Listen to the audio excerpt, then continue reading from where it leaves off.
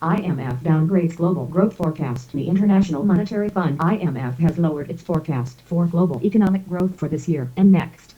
The IMF now expects growth of 3.5% this year, compared with the previous estimate of 3.8% which it made in October.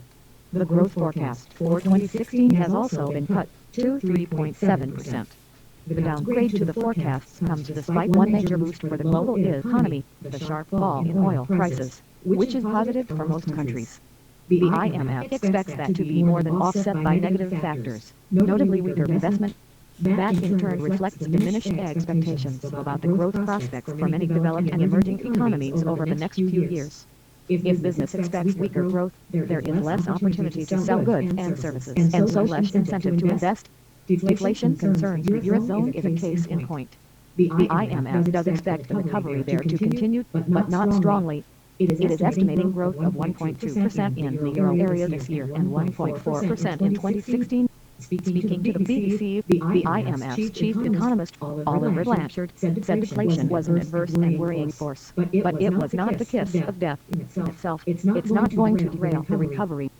However, he acknowledged that it was possible that deflation could set off the Eurozone's debt crisis once again. Falling prices are a particular problem for debtors, because their incomes, or for governments, their tax revenues may fall, but the debt payments often do not. The slowdown in China is another factor behind the revised forecasts. On Tuesday, official figures showed that China's growth slowed to 7.4% last year, from 7.7% in 2013. Mr. Blanchard said the IMF was fairly confident that it's going to be an orderly slowdown. The report says that slower growth in China will have important effects in other emerging economies in Asia. U.S.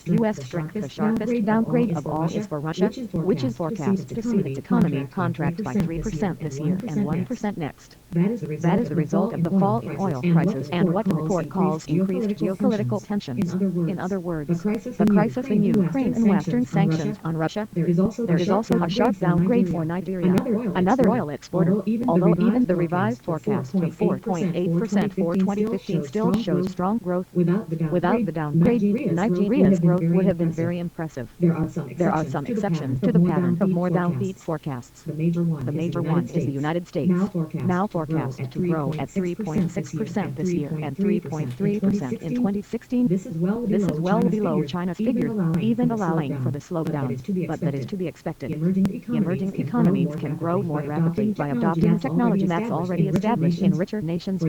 For the UK, the forecast for this year is unchanged at 2.7% and is cut slightly to 2.4% for 2016. Mr. Blanchard sees the outlook for the UK as favorable, but he said that the weakness of the Eurozone could act as brake on the British economy.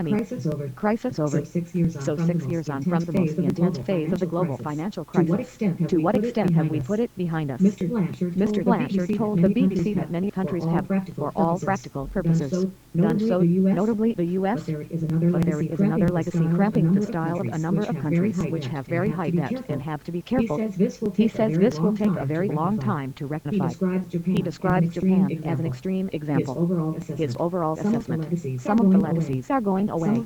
Some of the legacies will take a long time. Things are improving, not quite as quickly as we would dream, but they do. Next year, the IMF growth forecast for China is 6.3%, compared with an average of 10% over the 3 decades up to 2010 for the European Central Bank. The immediate priority is to tackle the deflation, or falling prices, now underway.